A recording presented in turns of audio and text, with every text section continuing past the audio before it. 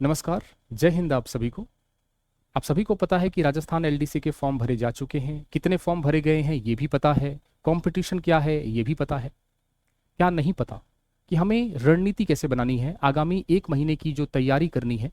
आगामी अभी नेक्स्ट बताऊंगा आपको कि एक महीने में हमें किन किन विषयों पे ध्यान देना है, फिर उसके अगले महीने हमें किस प्रकार से अपनी तैयारी को स्विच करना है। तो इन सब चीज़ों के बारे में हम चर्चा करेंगे, लेकिन सबसे पहले बहुत इंपॉर्टेंट वीडियो रहने वाला है। जैसा जैसा मैं कहता जाऊं वैसा वैसा करते जाओ, आपका पूरा सिलेबस बिल्कुल आराम से कवर हो जाएगा। तो प्रॉपर गाइडेंस मिलने वाली है आपको। लेकिन उससे पहले चैनल पे नए हैं तो इसको सब्सक्राइब कर देंगे और हमारा टेलीग्राम चैनल ज्वाइन कर लेंगे। एलडीसी भर्ती ये बहुत नॉर्मल न्यूज है, मतलब सबको पता है। 5.93 लाख लोगों ने फॉर्म भरा है और एक पोस्ट के लिए 56 अभ्यर्थियों में मुकाबला है।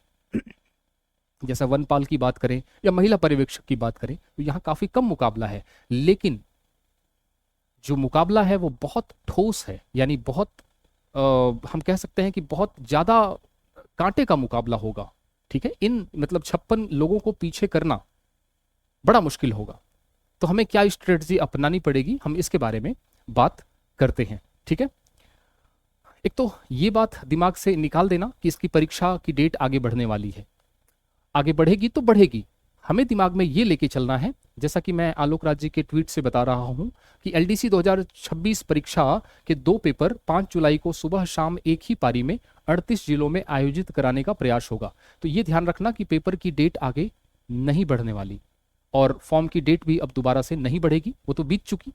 लेकिन फॉर्म जो एग्जाम है वो 5 जुलाई को ही होगा, उसी हिसाब से हमें तैयारी करनी है। अब सवाल ये है कि सर सिलेबस तो थोड़ा लंबा चौड़ा है, उसको कवर कैसे करना है। आइए मेरे साथ एक एक चीज को बड़ा ध्यान से देखना। लास्ट तक यदि आपने इसको फॉलो कर लिया, ज्यादा जोर नहीं आएगा आपको करने में, तो सिलेबस कंप्लीट होगा। देखो, सबसे पहले मैंने जब सिलेबस को देखा तो हिंदी को मैंने 2 भागों में बांटा। एक तो ग्रामर है पूरी की पूरी, जिसे हमें किसी से समझना पड़ेगा, जिसमें 7 टॉपिक्स हैं।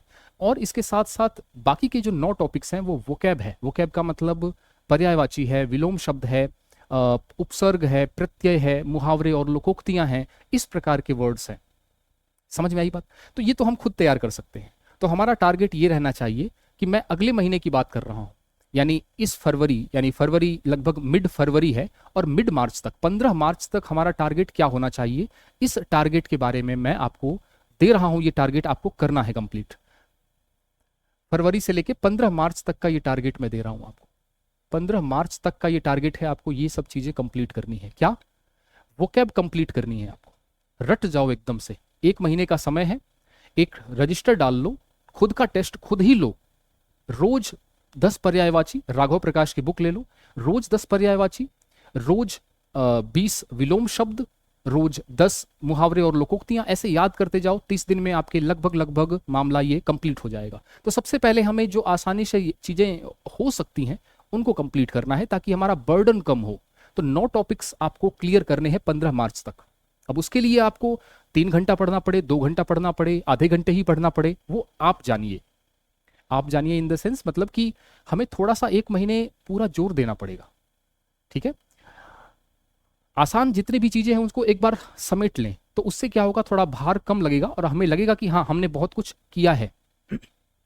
तो ये टारगेट हमारा होना चाहिए कि 15 मार्च तक हम जो आसान आसान चीजें हैं उसको छांट के पहले फटाफट, क्योंकि स्पीडली होंगी आसान चीजें हैं तो आसानी से होंगी, तो उसको हमें कंप्लीट करना है।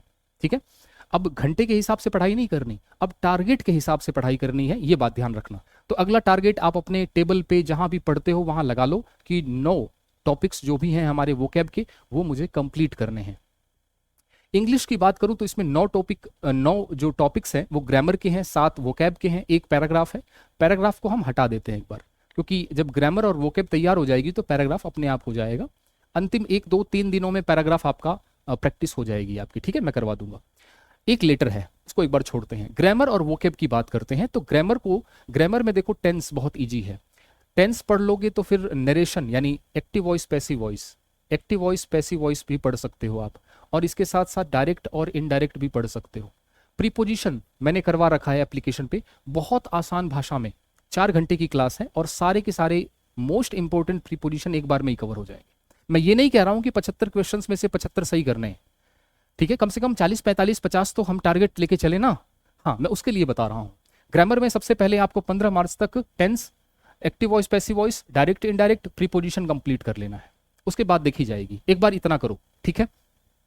वोकैब के लिए एक रजिस्टर डाल लो। वोकैब पे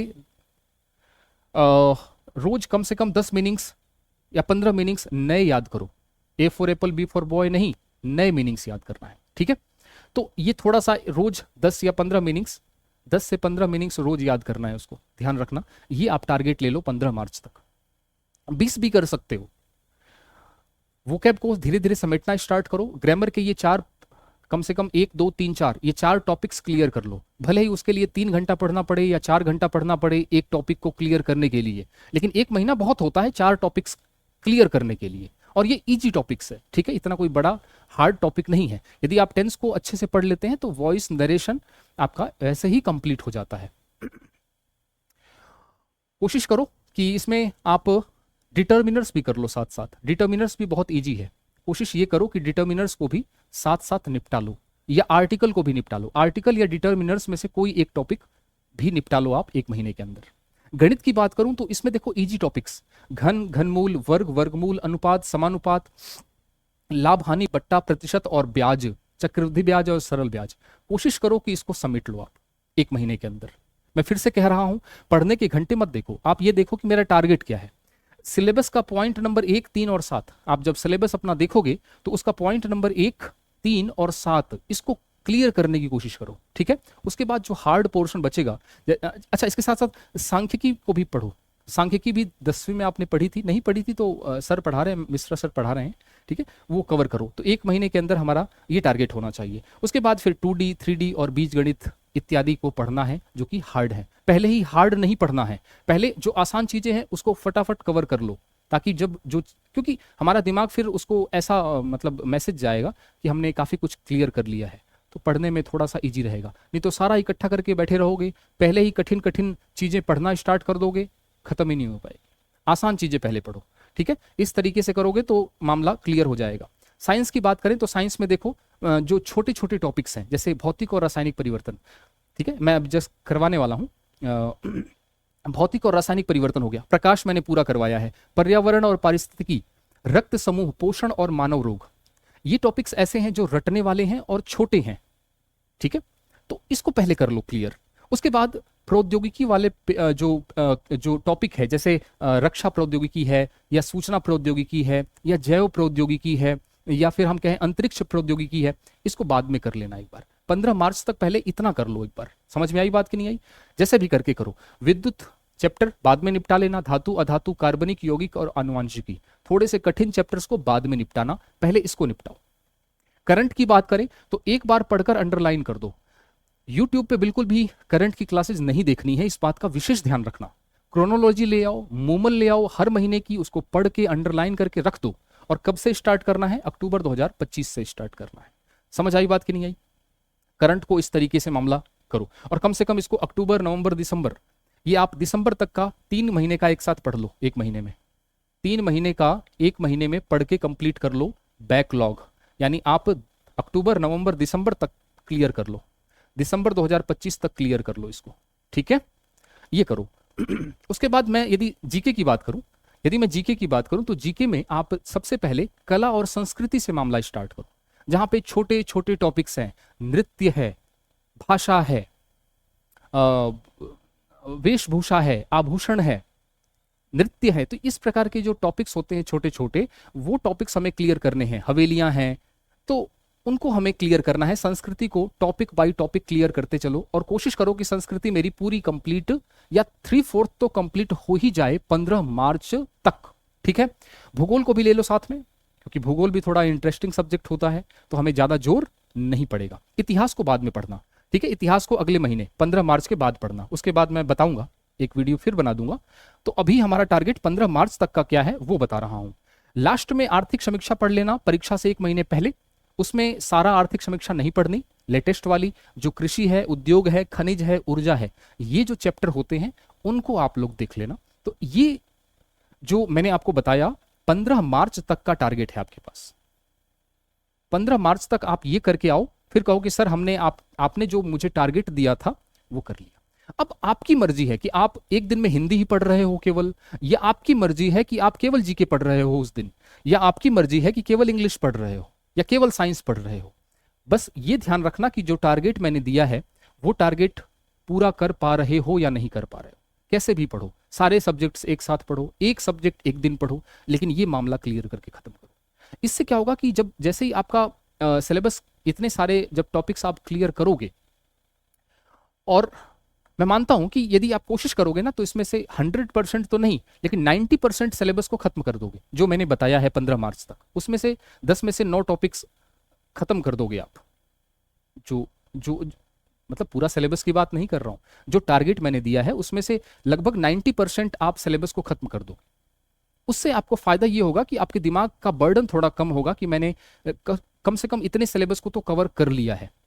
ठीक है, अब मार्च के बाद फिर हम लोग आगे की बात करेंगे, थोड़ा सा कठिन चीजों को पढ़ेंगे। तो ये हिंदी में, इंग्लिश में, गणित में बता दिया मैंने आपको क्या टारगेट है आपका। साइंस, अब उसके लिए कितना घंटा भी पढ़ना पड़े, साइंस में पहले इसको कंप्लीट करो, करंट को दिसंबर तक कंप्लीट कर लो। जीके में आप संस्कृत और भूगोल को स्टार्ट करो और उसको कंप्लीट करो। और उसके लिए अब देखो, आप कहोगे कि सर कितने घंटे पढ़ना है, तो मैं कहता हूं कि जब तक टारगेट पूरा नहीं हो जाता तब तक पढ़ो। ठीक है, अब इसको बांट लो आप, जहां आप लाइब्रेरी में पढ़ते हो, घर पे पढ़ते हो, टेबल लगा लो, टेबल के सामने उसको लिस्ट में बांध लो कि हिंदी में मुझे ये पढ़ना है, इंग्लिश में मुझे 30 दिन का टाइम टेबल बना लो, इसको बांट बांट के और पढ़ो। उसके लिए फिर आपको यदि 4 घंटा पढ़ना पड़ रहा है, या केवल 10 घंटे पढ़ना पड़ रहा है, या 12 घंटे पढ़ना पड़ रहा है, आप पढ़ो इसको। ठीक है, तो 8 से 10 घंटे हमें पढ़ना ही पड़ेगा, क्योंकि पद ज़्यादा हैं, फॉर्म भी ठीक ठाक भरे गए हैं। कंपटीशन देखा जाए तो 56 लोग हैं एक पोस्ट के लिए, लेकिन ये जो 56 लोग हैं आपके, वो भारी पड़ने वाले हैं, यानी कंपटीशन काफ़ी टफ होगा। तो तैयारी करो। और हम लोग भी एलडीसी का बैच लगातार चला रहे हैं।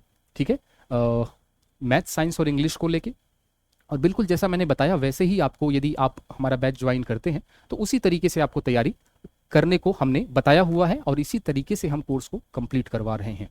विद पीडीएफ है, लाइव और रिकॉर्डेड क्लासेज हैं, और ध्यान रखना सिलेक्शन मैथ, साइंस और इंग्लिश ही दिलाएगा। उसके बाद वन रक्षक, वनपाल, और जो विद्यार्थी वनपाल, वन रक्षक दोनों की एक साथ तैयारी कर रहे हैं, 3 बैचेज चल रहे हैं। एप्लीकेशन है, वीडियो के नीचे डिस्क्रिप्शन में इसका लिंक है, व्हाट्सअप नंबर है, लाइव और रिकॉर्डेड क्लासेज हैं बिल्कुल, और हर चीज़ का पीडीएफ है, और क्लास टेस्ट भी है। जैसे ही कोई चीज़ खत्म होती है, जैसे ही कोई टॉपिक खत्म होता है, टेस्ट भी होगा। वोकैब वाला पोर्शन जो है मैंने एलडीसी में जोड़ा हुआ है। एलडीसी, ये जो एलडीसी का बैच है जिसमें वोकैब का पोर्शन मैंने जोड़ा हुआ है, आपको इसमें अलग से चीज़ों को लेने की ज़रूरत नहीं है। सीईटी का बैच भी हमारा चल रहा है, जो सीईटी की तैयारी कर रहे हैं 10+2 ग्रेजुएशन की।